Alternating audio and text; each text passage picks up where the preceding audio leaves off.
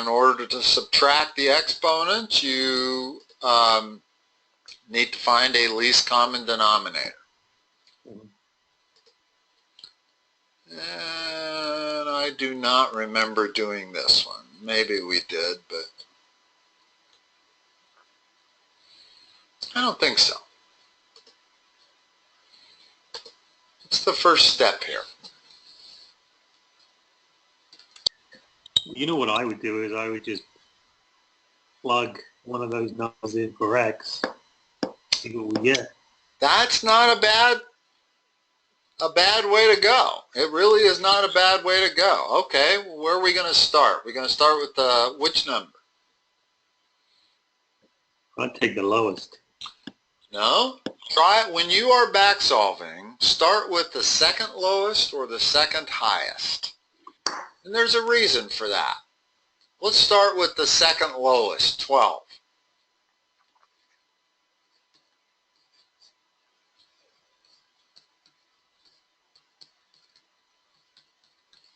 Well, what is the left side?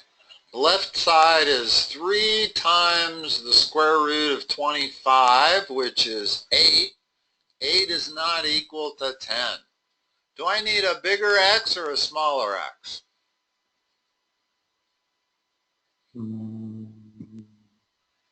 Bigger. Which means I don't have to try that one.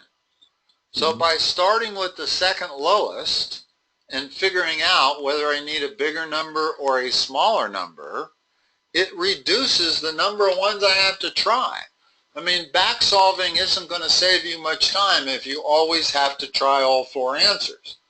So the secret to back solving is to start with the second low or the second high, and frequently you will know whether or not you need to go up or down, and that saves you a step.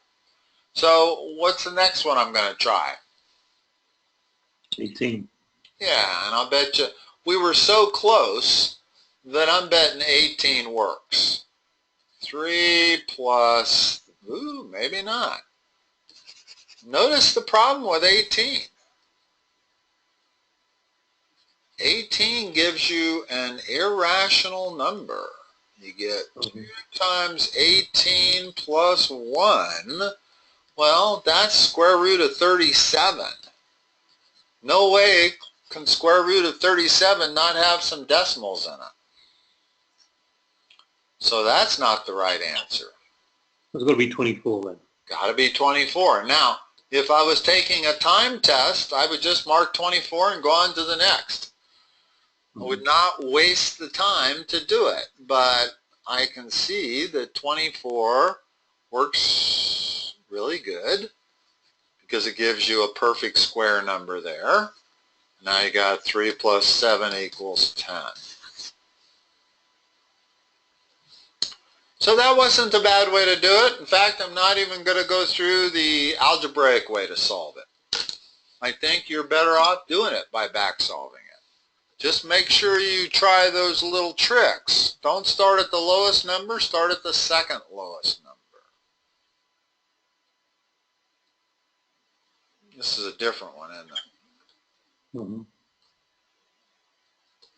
Okay, tell me what to start with. Let's back solve it still. I'd say 15 or 10. Okay, that's the second highest. So that's just as good as starting with the second lowest, because if our answer says we need a higher number, we'll know we have the answer immediately. If our answer says we need a lower number, we'll be able to cross out 20. So 15 minus 2 times 15 is 30 minus 5. That's good. That's a perfect square number. 15 minus 5 equals 10. Bingo. See, sometimes you get it on the first try. And when you get it on the first try, when you're lucky enough to guess the first try, you've really saved a lot of time over doing it in the normal way. But even if it takes you 2 tries, it's almost never going to take you 3 tries when you're doing back solving. Almost never. Now, you know what I is? It's an imaginary number, isn't it? It's equal to the square root of -1. That's the most important thing to remember. It is an imaginary number, but more importantly, it's equal to the square root of -1. So, what's the first step in solving this equation?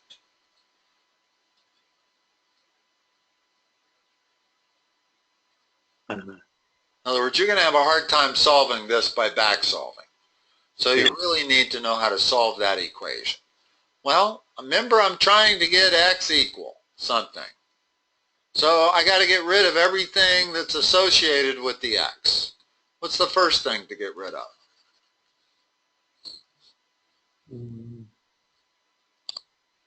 The +2.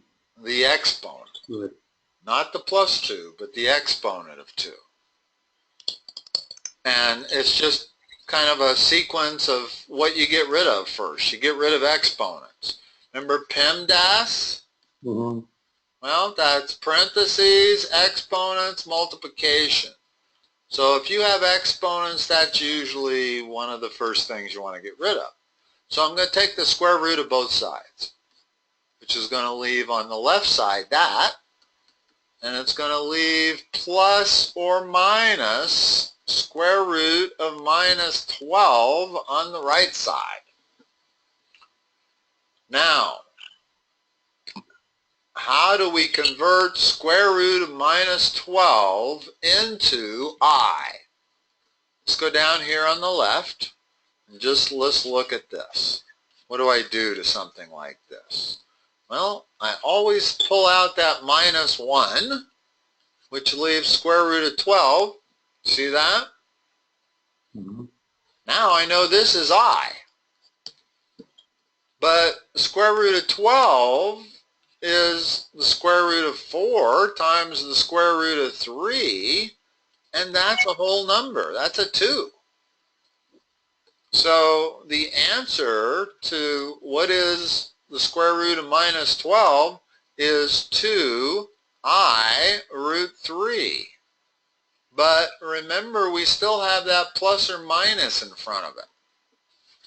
And all of these answers have a plus or minus, but if I'm solving for, so at this point we've got this, x plus 2 equals plus or minus 2I root 3, right? Mm-hmm. What's my answer? Well, how do we get, I mean, that 2 has to be either a positive or a negative, right? Solve for x. How do you solve that for x? What do you do with the +2 that's on the left side of the equation? Okay, move it on the other side. How do you do that? What's it become when I move it to the other side? Of the -2. Yeah. In other words, I'm going to subtract 2 from each side to get rid of it. So that means it becomes the right side, and I'm going to put that -2 first, just because all of our answers have the number first. There's your answer. That is this one.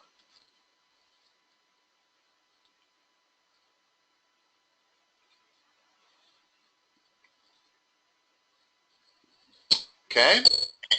Mm-hmm. Okay. Those are kind of hard ones. The imaginary problem ones.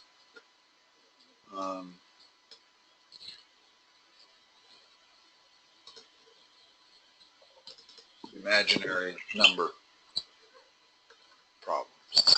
It's the same one, unfortunately. So they're going to ask you multiples of these. If they're going to ask you multiples of them, then we know we need to teach you how to solve them.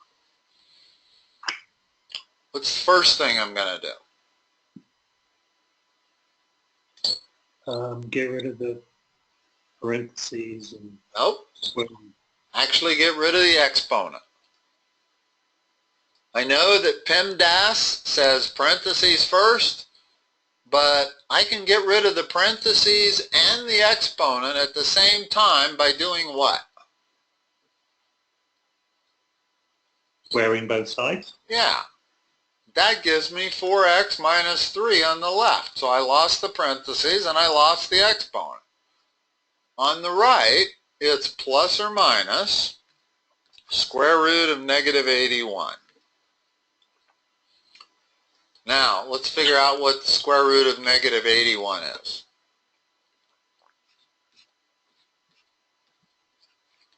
It's the square root of 81. 9. So the square root of minus 81 must be 9i. Mm-hmm. In other words, because it's the square root of minus 1 times the square root of 81. That's how you figure out those numbers. Always separate out the square root of minus 1, which leaves the other part being the square root of a positive number. And then it's easy because that's I. That's 9. So it's 9i. So that's what goes here is 9i. And it's plus or minus 9i because whenever you solve an equation by taking the square root of both sides, your answer always begins with the words plus or minus. It's probably the biggest mistake my students collectively make, and I have no idea how to keep them from making it. I want to make up a song that says, when you solve an equation by taking the square root of both sides, start your answer with the words plus or minus. That's all I can say. Now, let's solve that for x. What's the next thing to do to solve for x?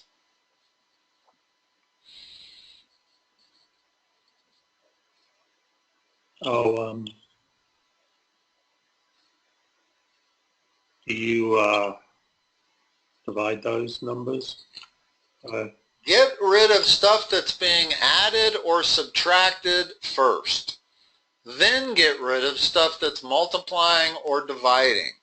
Well, I've got a minus 3 here. That's what I want to get rid of first. So what do I do? Plus 3? And again, I'm going to put it in middle because I can see that's where all their answers are putting it. So if I want to recognize it, I want to put it in front of the imaginary part. And that's kind of standard format anyway, is to put the number before you list the imaginary part. And what's the last step? Solve for x? X equals 4. What's the last step to solve for x? How do I get rid of the 4? Move it to the other side. Nope. Got to divide by 4. Right now the 4 is a multiplier.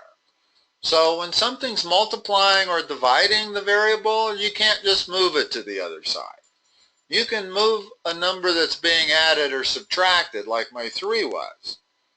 But this time the 4 is multiplying the x. So the only way I can get rid of it is to divide by 4, which means I got to divide both of those terms by 4. Now what's my answer? It's C. Yeah, it's the one you gave. And I don't need this plus sign, and they don't have it. But I do need that plus or minus. That gives you 2 answers. Because one of the answers is 3/4 plus 9i, and the other answer is 3/4 minus 9/4 I. All right. What was that? That was 36.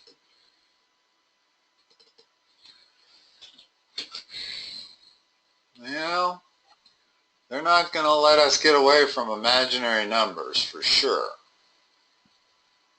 It's the 3rd straight question they've asked about it.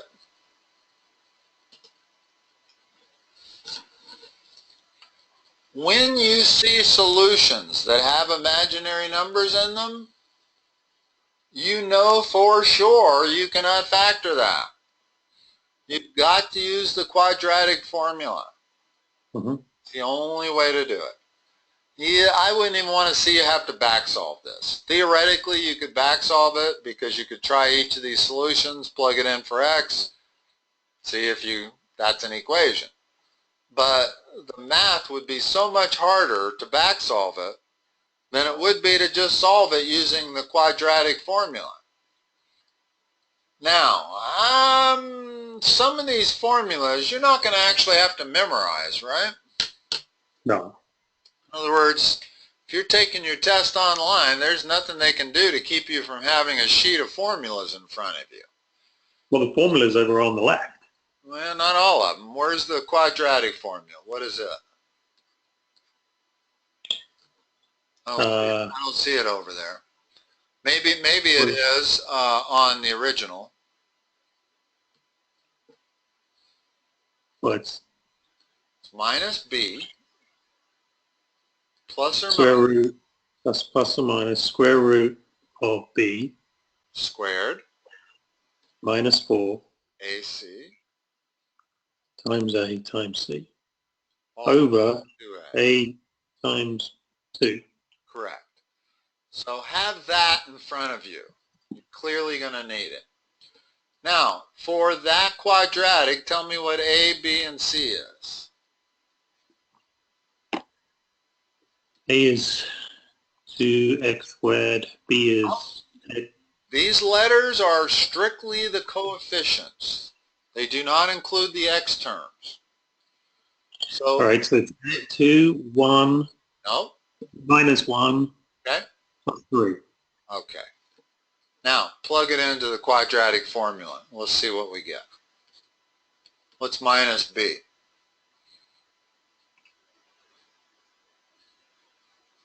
Is that minus b? Oh, it's, it'd be 1. What's b squared? 1. Minus 4, and I highly recommend always writing it out this way. In other words, filling in everything before you do the simplification. Don't do both of them at the same time trying to do this math. It just results in mistakes. Okay? So now we got this. 1 plus or minus, what goes there?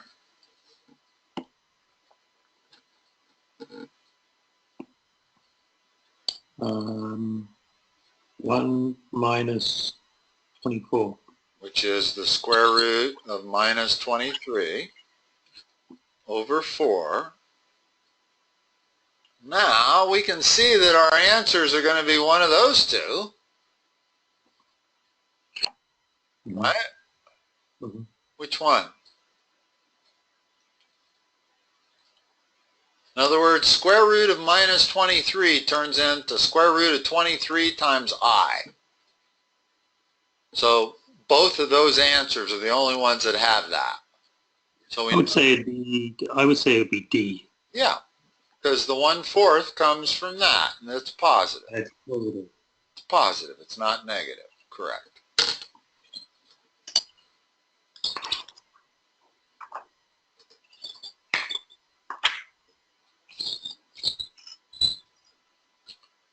Yeah, they're not going to let you go. All right, solve this from the start.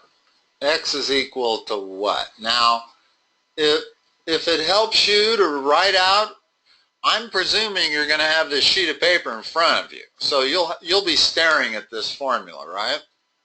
Mm-hmm. So the only thing you really need to do is write out A, B, and C. Make sure you get those right, and then plug it in. What's A, B, and C? 1, positive 2, positive 2. Okay? So X equals what? X equals negative 2 square root Nope, plus of or 2 minus. Plus or minus. plus or minus square root of 2 minus 4 Hold times... on. It's b squared.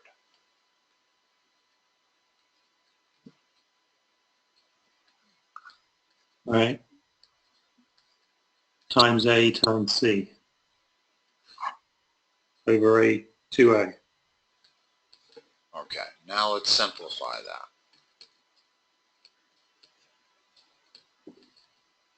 What goes in the square root?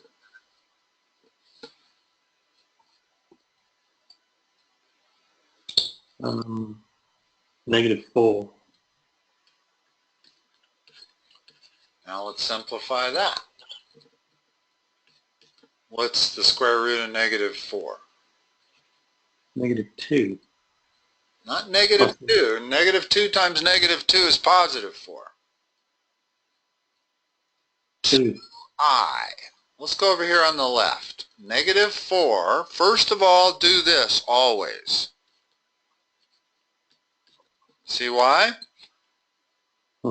Takes all the problems out. We know what that is. That's I. And we know what that is. That's 2. So this has to be 2i. So that's what goes there. I'm still dividing by 2, and there's one last simplification step. What's the answer?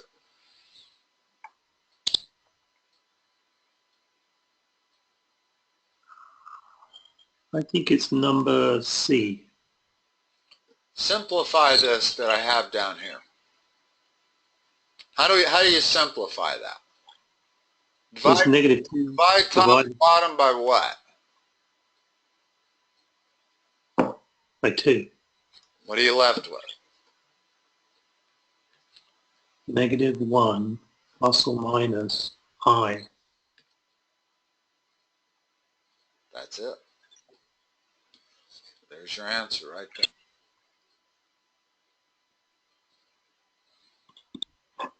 In other words, always divide top and bottom by a number if you can. And in this case, I can. If there was a 3 in the denominator, then I wouldn't be able to. But if there was a 4 in the denominator, I would. And if there's 2's about, then I can always. And when you divide the top by 2, you got to divide both parts by 2, like that.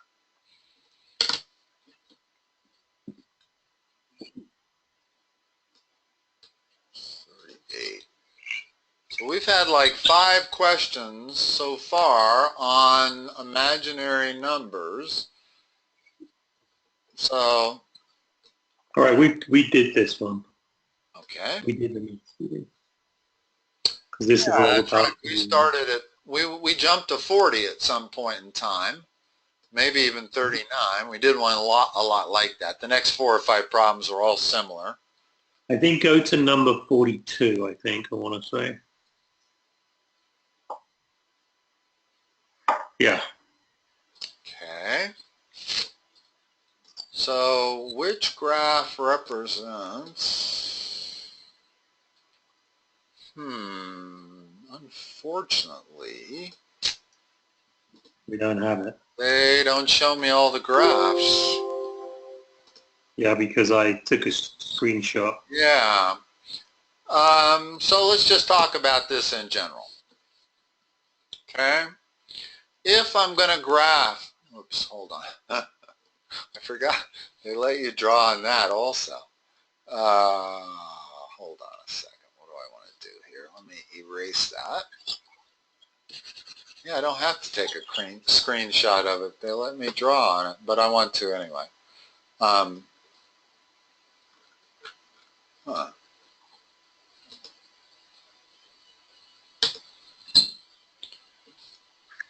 If we have y equal x squared, that graphs as a parabola with its vertex at the origin. Okay, like that. You want to know what that looks like. If you want a cheat sheet, have this on it. In other words, you want to know what all your, there's about 8 basic elementary functions that it's extremely helpful to know what their graph looks like. This is one of them because they give you so many problems like this, where they're merely transformations of the basic parent function. What two things are going on in number 42 that are different than our parent function? Well, we have plus 1. Okay, what does that do? What's the effect of that plus 1? Does it move the parabola up? Yes, it does. So if I wanted to graph, that would be y equals x squared plus 1. That's not quite what we have. What's the effect of the minus 2? It must move it Right or left? left. Actually to the right. It's the opposite of the sign, as you would think. Okay, so I would take my green curve, move it right by 2 units so that the vertex is now there, and my resultant curve would be that black curve. And that black curve is that function. So the negative 2. The one they're showing us at the top here is not it, because that's been moved to the left 2 units and down by 2 units. So it's the negative 2 moves it to the right 2? Correct. And the plus 1 up 1? Correct. The vertical shift is exactly as it looks. Plus is up, minus is down. But the horizontal shift, which is what the 2 is, if it's negative, it goes to the right, positive, it goes to the left. Okay, so if I had an equation that said x plus 2 would be moving to the left. Correct. And if it said negative 1, it would be going down. Correct. Okay. Okay. So all you have to do is find the curve whose vertex is at 2, 1. Because my vertex starts out at 0, 0 on the parent function. And if I move to the right 2 units and up 1 unit, then my new vertex is at 2, 1. So just find the curve whose vertex is at 2, 1. If there's only one of them, that's your answer. If there's 2 of them, then we got to do other stuff. I can't tell from what you sent me, but can you find, do you have this in front of you or not? Probably not, huh? You probably don't have this open. Hang on. What number was it? 42. No, I have the same as what you have. Okay. I was going to say, if they give you 2 curves that both have the same vertex, then you have to pick another point and test it. In other words, the y-intercept. The y-intercept is always where x equals 0. So if I plug in 0 here, I get y equals minus 2 squared plus 1, which is 5. So I need a y-intercept of 5 for our function. So you want 2 things. You want a vertex of 2, 1, and you want a y-intercept of 5. You find both of those on one graph, and I'd bet anything that's the answer. In other words, I don't think they're going to give you 2 graphs that have both of those points. What happens if you have a number in front of the x? Then it's a vertical stretch factor. If we go over here on the left, let me erase some of this stuff.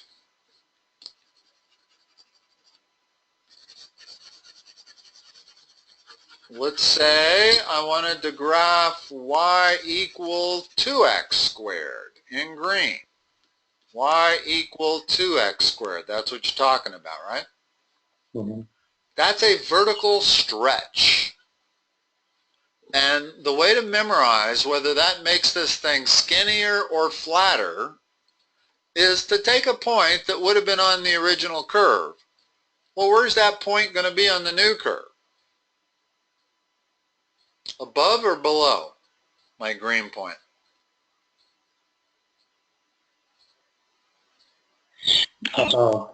Yeah, it's going to be twice as far from the x-axis. So it's going to be about there. Now let's take another point. If we take a point there, that's going to be twice as far. So the new point's going to be there. So all you got to do is draw a couple of them before you realize that it makes it skinnier, thinner, scrunches it up. That's a vertical stretch. Make that a 1/2. And it makes it flatter because every point that would have been on the black curve is half as close to the x-axis. So that's really the way to figure out what those leading coefficients do. Okay.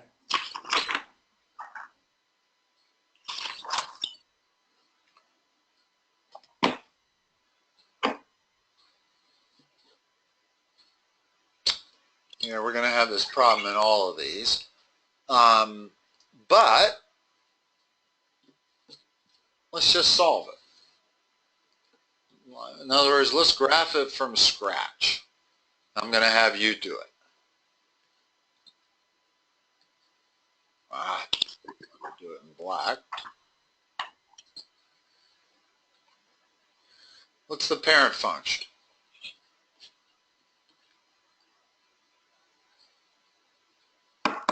Y equals x minus 4. No. Oh, 0. Y equal x squared. This is a quadratic. The most basic quadratic you can have is y equal x squared. So that's always the parent function if you're staring at a quadratic. Mm-hmm. Okay. Now, if I graph that, this to me is the best way to do it. If if it's not multiple choice and I got to do it from scratch, then I'm going to do each one of these things separately. Well, let's start from left to right. What's the minus 4 do? Moves it to the right 4. Correct. So we'll go to 4, and that would be y equal x minus 4 squared. Now what's the plus 5 do? Moves it up 5. So I take that vertex, move it up to here, and draw the same shape parabola as I started with, because none of these two adjustments change the shape. That's a strict horizontal shift and a vertical shift. When you do that, you're just taking exactly the same shape and moving it left or right or up or down. So the thickness of the parabola is going to be exactly the same as whatever the original would be. And again, this first case is not it. They got the vertex on the wrong side of the x-axis. We know it's got to go up. Up and to the right. Okay.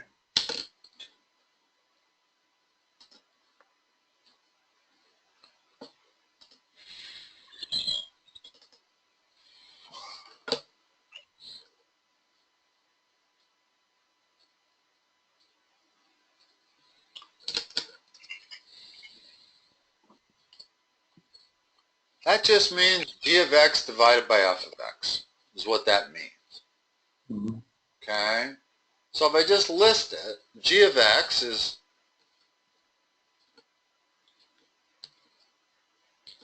(6x minus 1). F of x is 3x minus 2. I can't simplify any of it, so that's got to be one of my multiple choices, and it is. That's an easy one. Just figuring out what their notation means. Let me ask you, when you multiply g of x, remind me again, we're substituting, say if it's g of f, we are inserting the f equation in the place in the x. I think this is what you mean, and here I know exactly what you mean. Let's say we had a g of x that was equal to x minus 2 squared. Now, you're saying, what is g of 3? How do you solve that? Substitute it in wherever you see x. So it's 3 minus 2 squared, or 1. So that's what it means. When you're given a function in this kind of notation, f of x or g of x or h of x, doesn't matter, and they substitute something inside there, then that's all you do is plug it in. You go back to the original function. Wherever you see x, you plug in what's there. Now, one thing I don't believe, maybe we've done one of them, but we haven't done a lot, is inverses. Maybe we have done it. Three-step process. I used to call it a two-step process. But if they're going to give us all the functions using that notation, then it's a three-step process, because the first step is to change the f of x to y. So that's the first thing I want to do. Now, what are the next two steps?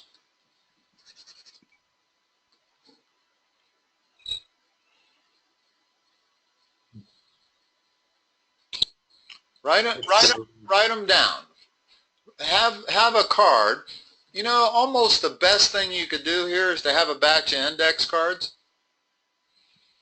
And one side would say inverse functions, and the other side would give me the three steps. First step, change the f of x to y. Second step, switch the variables. Third step, solve for y. That's it. That's all it ever is whenever you're trying to find inverses. So how do I solve for y? What's the next thing I need to do?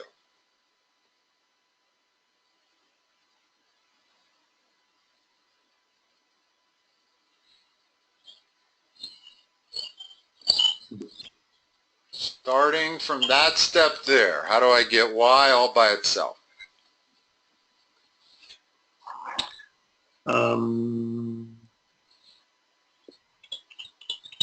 What's the most complicated part of that function right now? The square root bar? Let's get rid of it. How do I get rid of the square root bar? Radical sign.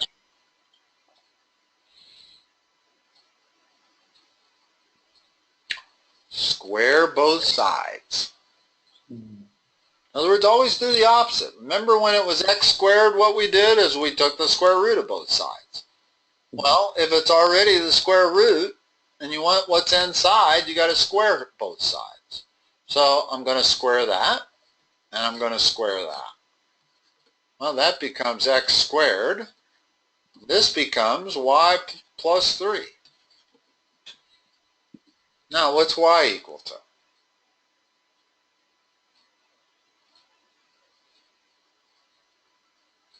Three.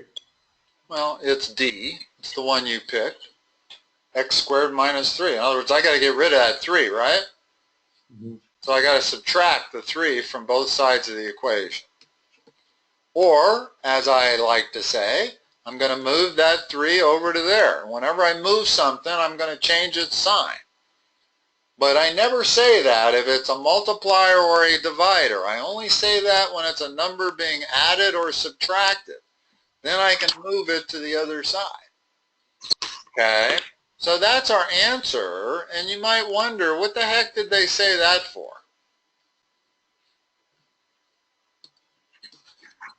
Why did they say that?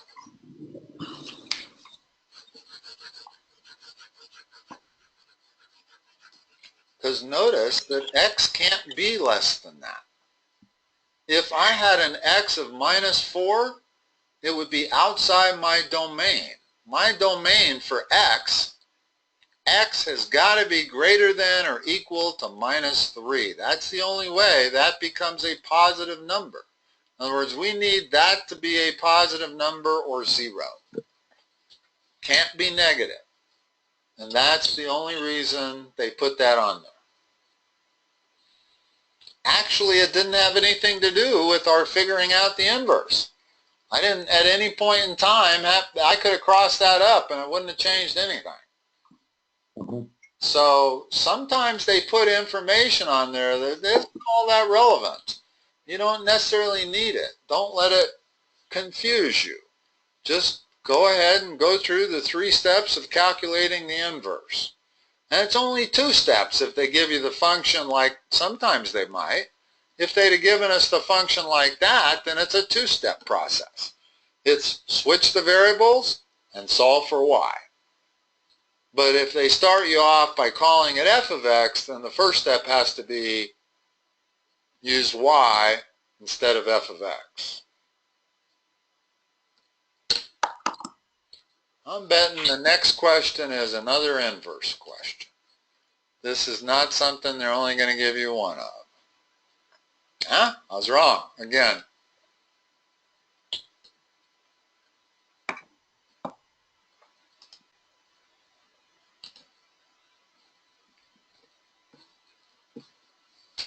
So this is actually very straightforward. As complicated as it looks, and the fact that it's a word problem, is all they're doing is giving you this complicated equation, and they're telling you what to plug in. In other words, what's t going to be? Time. Time is the number of years from the present. So in this question, what is t going to be? 3. 3. So they want p of 3, which is going to be 10,000 times 2. Well, if I plug in 3 for t, I get 2 to the 0.09. See that? Why I get that? 3 times, it's t times 0.03. So if t is 3, it becomes 0.09. Okay. Now, that's just a number you're going to get out of your calculator. You definitely are either going to need Wolfram Alpha open at all times, or you're going to need a calculator that can do powers. Does your calculator allow you to raise 2 to the 0.09 power? In other words, you want to do this when you use that symbol. No. Well, let me ask you this. Don't we use the ln function on this? Not on this. In other words, you're right. This is an exponential equation, and if we were solving for t, yes, we would have to at some point take the log of both sides. But we're not solving for t. They gave us t. We're solving for p. So it's no longer an exponential problem. It's an algebra problem. In other words, I can get that out of my calculator, that number, and that's the only place I can get it. I can't come up with it manually. Who knows what 2 to the 0.09 is? But your calculator knows. This is going to, Darren, your calculator is a problem. It's going to be a problem for you. So I'm not sure what your best solution is. You got to figure it out. You either got to get a calculator that's a graphing calculator so it has these special capabilities, or you need to get very familiar with Wolfram Alpha, which will do all of these. It'll do E, it'll do raising a number to a fractional exponent, which is what this problem is, but I got to be able to do that. you can't, that's a number. 2 raised to the 0.09 power is a number. Now, are you sure your calculator doesn't have that? I bet it does. Look for that sign right there, the upper arrow. You have that anywhere on your calculator? I'm just looking.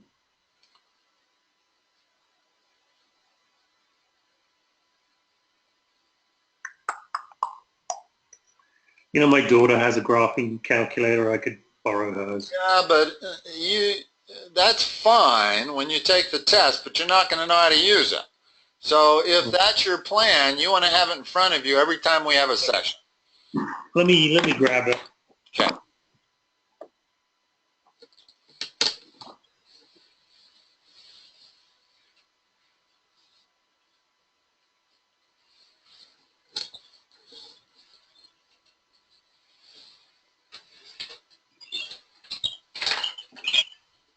What kind is it? Is it an N-Spire or a TI-84? Or even a TI-83?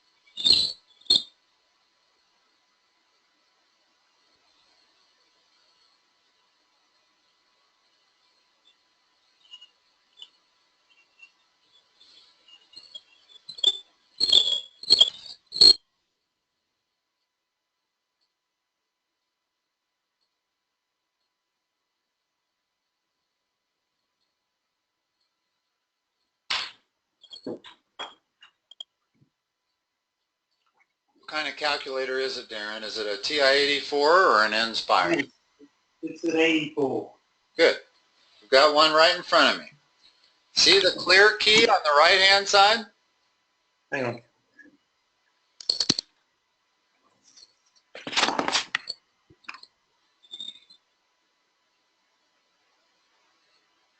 Okay, so what are the inputs then? See where the clear key is? Clear key. It's on the right side. Oh, yep, got it. Key right below that is that upper arrow key. Yep, got it. Okay, so let's do this problem. Let's take 2 to the 3rd power. The way you're going to do that is type in 2, then hit that key, and then type in 3. And then hit enter, and it should give you 8. Correct. Okay, now type in 2, hit that key, and type in 0.09. What's that give you? 1.06437. Now take that answer and multiply it by 10,000, and that's the answer to this problem. 10,643.70. That second one right there. And that's easy, isn't it, really? Yeah. No, for sure. You got to have a calculator that you can do exponential stuff on. You'd be at a serious disadvantage. Now, let's find the E key on that also. The E key, one button below the upper arrow, you see a white button, it's the division key? Yep. See the E above it? Yep. That blue E means it's the second. So if you hit the second key, and then that division key, you'll get the number E. Make sure you can do it. You do? Yeah, I got it. And then pi is right above that. Notice that pi is the blue part of the upper arrow key. So if you want to get any of the blue stuff, you hit the blue second key first, and then the other key, and it gives you the function above. Well, that's a bit, certainly helps, doesn't it? Yeah, yes, it certainly does. Yeah. No, but the calculator is a little different than the one you have. Notice there's two negative signs on it. One is subtraction, the other is a negative sign. So the negative brackets, you mean? For example, let's do a problem. 2 minus a minus 3. So hit the 2 key. Hit the minus sign that's below the multiplication sign. Next. Now hit the negative sign at the lower right, followed by a 3. Now hit enter, should give you 5. I should have been using this a long time ago. Yeah, no, I know. Yeah, especially with the nature of these problems. You can get by with a desktop calculator for a lot of stuff, but not these problems. So just going back to this problem, right? We got to 0.09 because we multiplied the 0.03 by 3 years. By that 3 years, exactly. T is in years. And it tells you that. It tells you T is the number of years. So it gives you everything. This is actually one of the easier problems we've encountered because there's nothing to this problem as long as you can get that answer out of a calculator. If you didn't have a calculator, this would be, you know, almost impossible. But with that calculator, it's just plugging it in. You could have even plugged, well, maybe not in that calculator, you couldn't. If I was on Wolfram Alpha, I could go 10,000 times 2 to the 0.03 times 3. I'd be able to put it in exactly like that. And it would have given me an answer, 10,644. On your calculator, you don't quite have that much freedom, but you can certainly do that part, which you did. And you just took your answer and multiplied it by 10,000. Now, on your TI-84 there, whenever you come up with an answer, no matter what it is, if you hit times 2, it'll take that answer and multiply it by 2. So you don't have to retype that number out. You know what I'm saying? Okay, good.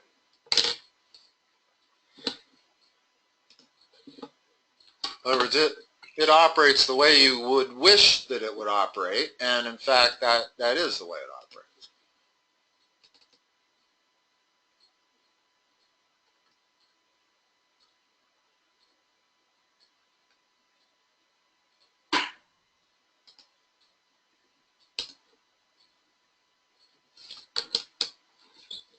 Notice that this is a log equation, and it's the log of x. So I can't pull any numbers out of a calculator yet. I've got to switch this to an exponential expression. How do I do that? Once you do that, it's solved.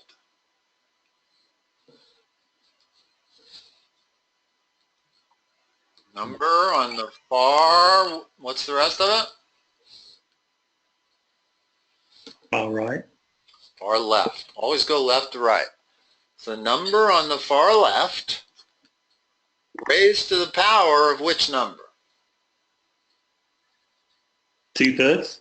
Because logs are exponents. Well, we've got a log. That's got to be the exponent. And the whole thing is equal to what?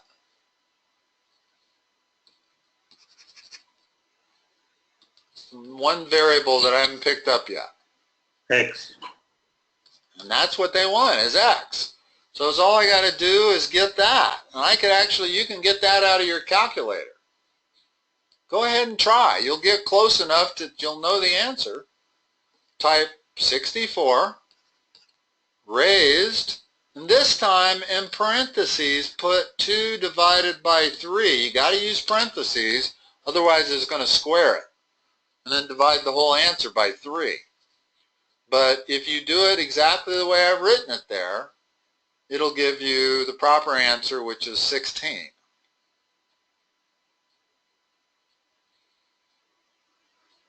Get it? Might give you 15.99999. Those calculators tend to give you answers that, need to be rounded up. Did you get 16? There's another way to do it. Let me give you another way to do it. 64 raised to the 0.66, because 2/3 is 0.66. That way you don't need parentheses. What's that give you? 15.56. That means that's got to be the answer, because 0.66 is actually rounded off a little bit. 2/3 is 0.6666666. So when I use a decimal, I'm not going to get my exact answer. But what the hell, you don't need the exact answer. You got multiple choice here. You got to just find something that's close to one of these numbers. So it's a little easier to do that way because you don't need parentheses, but it's a lot more accurate to do that way. Try that way again. 64 raised to the left paren, 2 divided by 3, right paren. Do you know where the parentheses keys are? They're right below and to the left of that upper arrow key.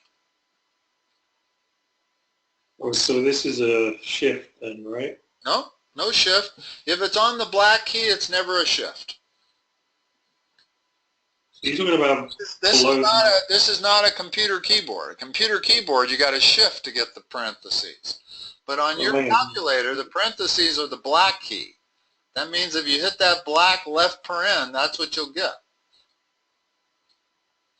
So hit 64, upper arrow, left paren, I got it. 2 divided by right paren. Or 2 divided by 3, right paren. Yep. And then enter. I got it, 16. Yeah, I was going to say that should give you an exact answer, because 2/3 is an exact number.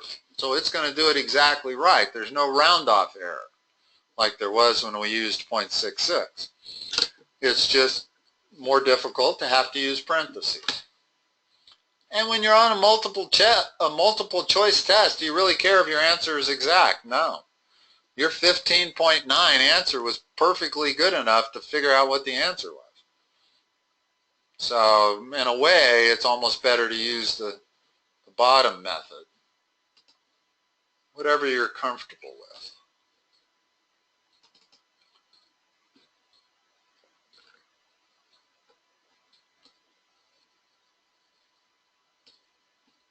Okay. Another cheat sheet. The thing that needs to be on your cheat sheet. Hold on a minute and let me look at what is on your cheat sheet. This is PERT, isn't it? No, this is not. Let me just check what's over here. You got slope, you got dirt on top, you got the slope-intercept form of a line, you got the point slope of a line, you got interest equals PRT. That's close. The very bottom. If it's continuously compounded, we use this one at the bottom. Notice there's an E in that.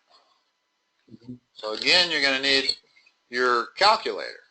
But it doesn't, there is a difference between the middle one, I equal PRT, and A equals PE to the RT. This is continuous compounding. That is not. That is annual compounding. So if the problem says compounded continuously, you got to use the right formula. And this bottom one is continuous. So let me come now, all of a sudden it won't blow this up. I don't get that. Here, hold on. Yeah, now it will. Once I've done something to it, it doesn't let me do that. We're doing an hour and a half today, Darren? Yeah, we got a couple more questions, right? Yeah. Well,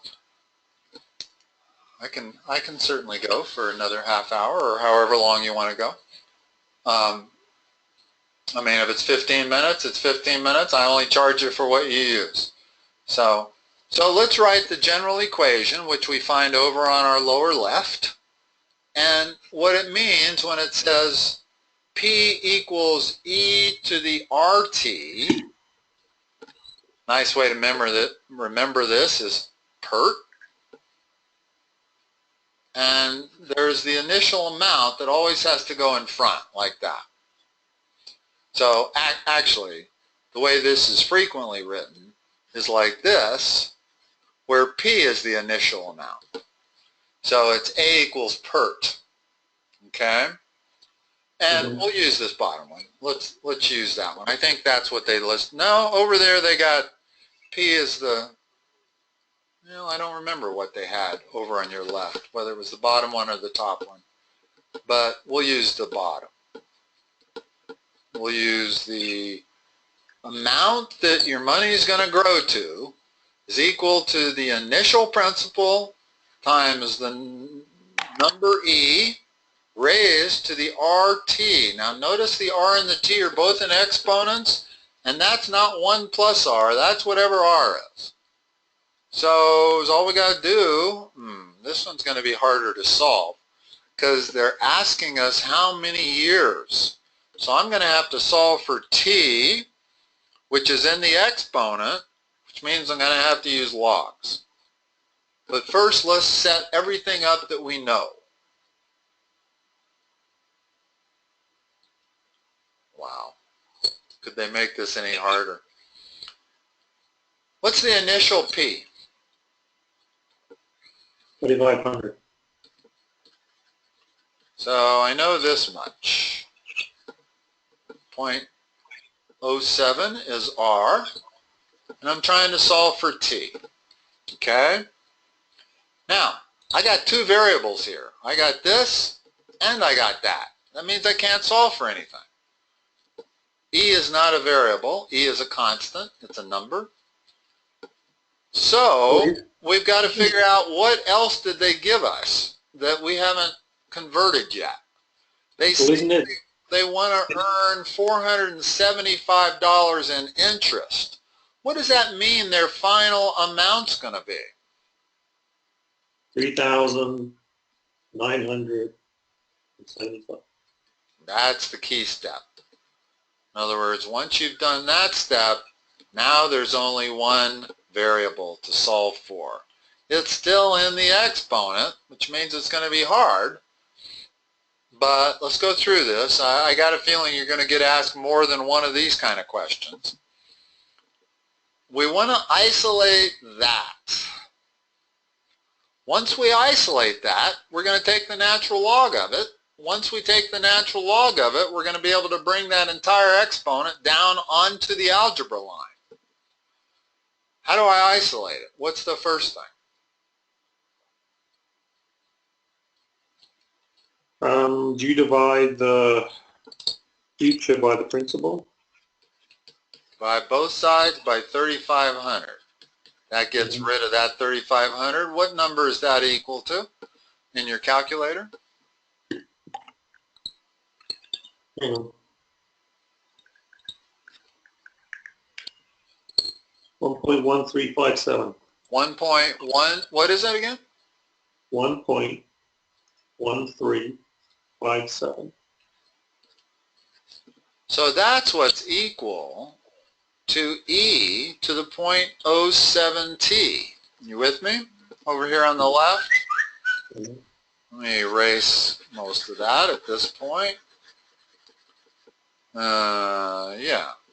So that's what I end up with after I divide everything by 3,500. Now we've got one variable only, and it's in the exponent. Whenever that's the problem, you've got to take the log of both sides, and I would recommend always taking the natural log of both sides. So I'm going to take the natural log of the left side, and I'm going to take the natural log of the right side. Now, what does that allow me to do? This is what my left side is. What's my right side become? IN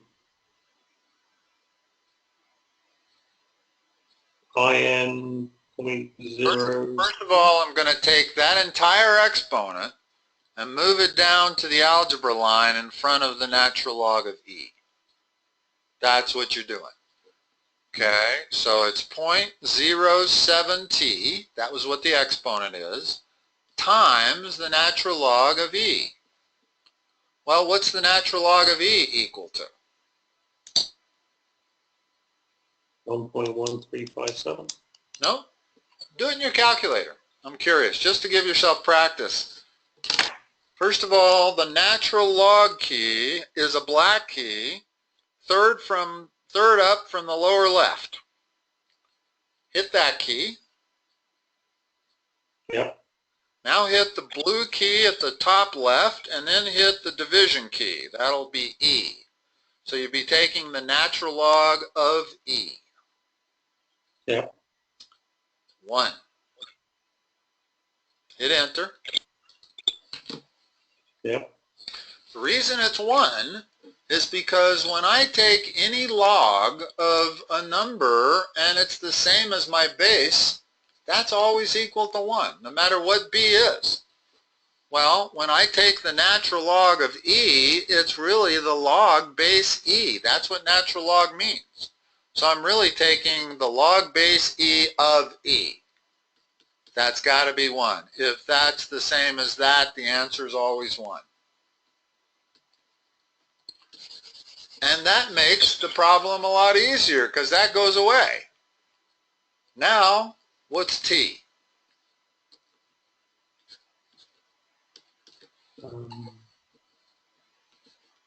Even number of years, Well, right? give me an expression. It's natural log of 1 point, it's the left side, divided by 0.07. I got to get rid of that 0.07. That's multiplying my t right now, which means I got to divide both sides by it. Now, this number you can get out of your calculator. Go ahead and get it.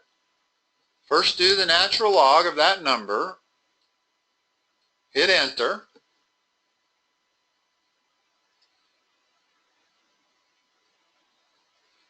Mm-hmm. Now hit the division key and then 0.07. That will take your previous answer and divide it by 0.07. 1.8. Yeah, good.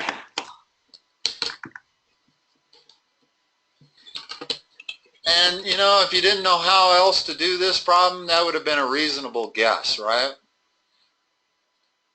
7% of 3,500 is about 220 times 3 years. Was this after? Oh, no, times 1.8 years gives you about that much interest.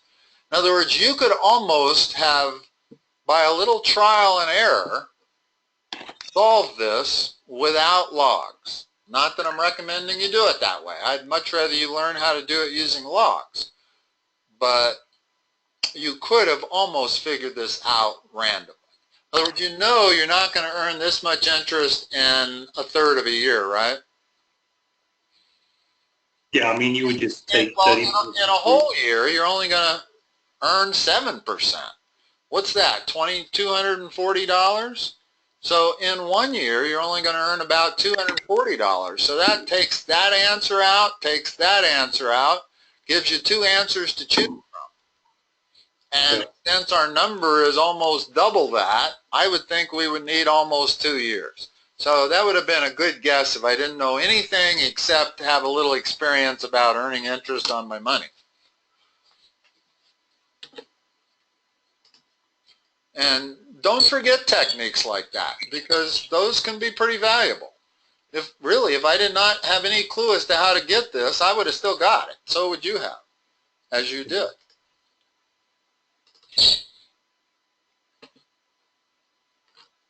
Yeah. Again, compounded continuously. Should we try an approximate method here and see if we can get it? Or do you want to go through the technical, the full method? Let me see if I can get it. Okay.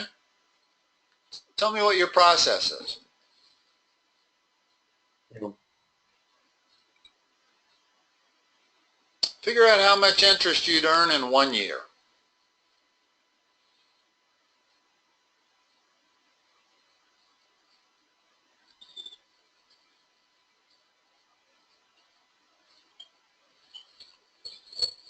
$218.75. How much? $218.75. So that tells me that I'm not going to get it in 2 years. I'm not going to earn $1,100 in interest. Probably not even going to get it in 3 years. Got to be 5 years. I can't multiply it directly because this is compounding continuously. So it's not going to be the same. So the answer could be 4 years, but it could be 5 years.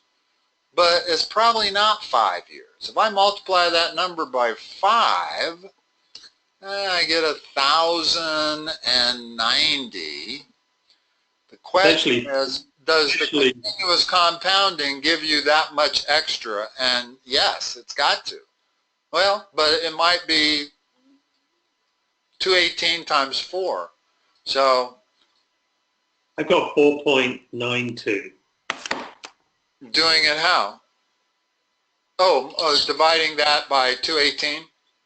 Yeah. Okay. 4.9, all right. Since it's continuous compounding, see, that's the difference. This quick and dirty method is really just annual compounding and then add up all the interest. Well, that's not what happens when you get continuous compounding. With continuous compounding, whatever your money's worth at the end of 1 year, that's what you get paid the next year at the rate of 1.75%. So the answer could be 4 years. Wouldn't surprise me if it's 4 years. So they don't make this one terribly obvious as to what guess to make. I'm going to guess 4 years.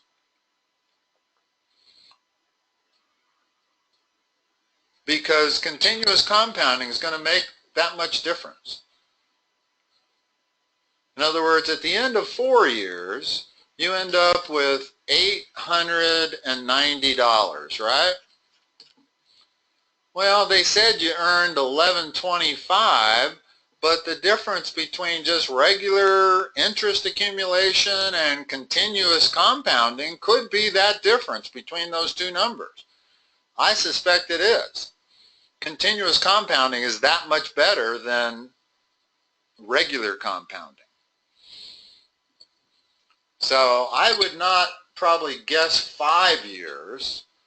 I would guess 4, but more importantly, I would solve it the other way. But I don't know that it's going to be in your best interest to do it the other way.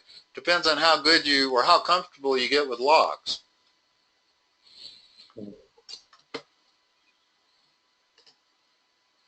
Okay.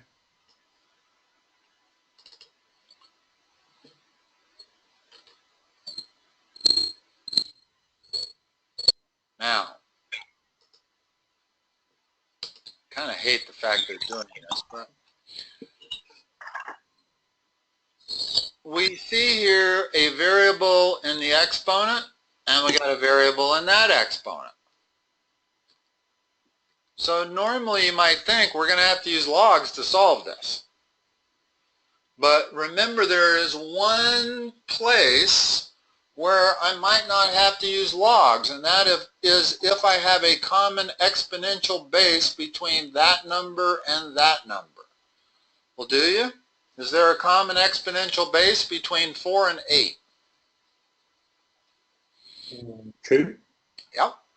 So on the left side, I'm going to write 4 as 2 squared in parentheses. Always put it in parentheses. They're needed. Now, the right,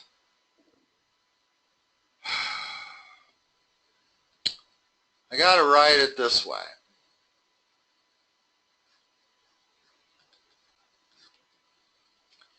And it's not that quite. First of all, 1/8 is 2 to the minus 3 power. Okay, you got that? Mm-hmm. So we're going to use that principle, which means 1 over 8 to the x minus 2 could be written as 2 to the minus 3 times x minus 2. This part of it is 1/8, and instead of the exponent x, it's x minus 2. So the way I've written it over here is the same as the way they've written it.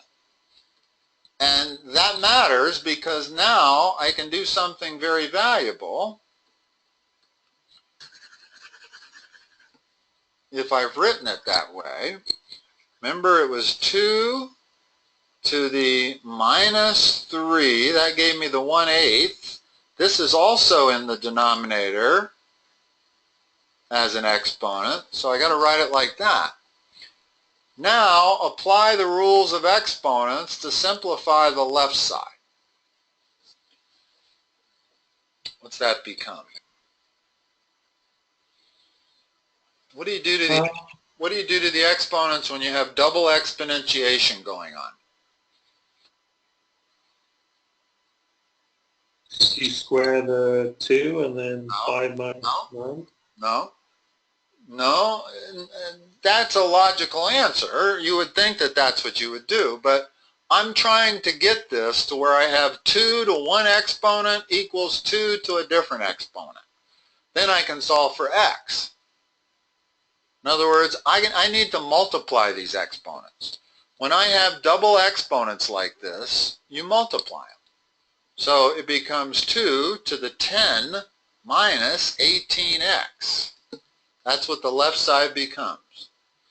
The right side, I just have to distribute that minus 3. So that becomes minus 3x plus 6. With me? Mm-hmm. Now, since I've got 2 as the base on both sides, I know that has to be equal to that. So I got 10 minus 18x equals minus 3x plus 6. I'm going to take the 18x over to the other side, and I'm going to bring the 6 over to this side, and now my answer is 4/15. That's what x is. Notice I didn't need to use logs. The reason I did not need to use logs was because I was able to take my two bases and put them in terms of a common exponential base. Wasn't that easy? This one is not that easy to come up with, but still much easier than using logs.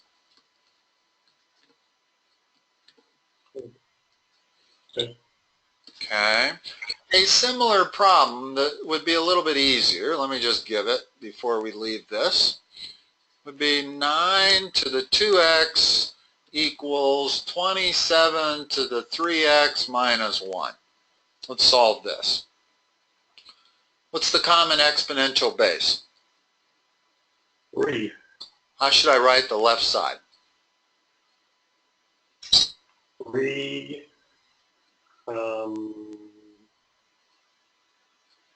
squared. In parentheses. Parentheses are very important. Has a totally different meaning if I don't use the parentheses. Equals 3 cubed, and then 3x minus 1. Now use your rules of exponents. Simplify the left side. Oh, so you get rid of the 3's, right? No, not yet. We got to get a single exponent on both sides. Multiply the exponents. When you're doing double exponentiation, you got to multiply your exponents. So the left side becomes 3 to the 4x. What's the right side become? 3 to the 9x minus 1. Minus 3. Oh. Multiply that by everything. Now, we've got the same base. I can say 4x equals 9x minus 3 and solve it. But you can only say that after you get the same base. Would it be 5x minus 3? Well, the rest of it is trivial. Yeah, it's 5x equals 3. X equals 3/5. But that's not the point. The final part of the problem isn't the difficult part. The difficult part is finding a common exponential base between those two numbers, writing it in parentheses, then applying your rules of exponents, so you end up with just a single exponent of 4x, and then equating the exponents because the bases are the same. That's a common problem. You're going to get 2 or 3 of these that are just like this. This is a harder one because it's harder to write that in terms of the number 2. But not that hard. In other words, you just have to know how to write that in terms of 2.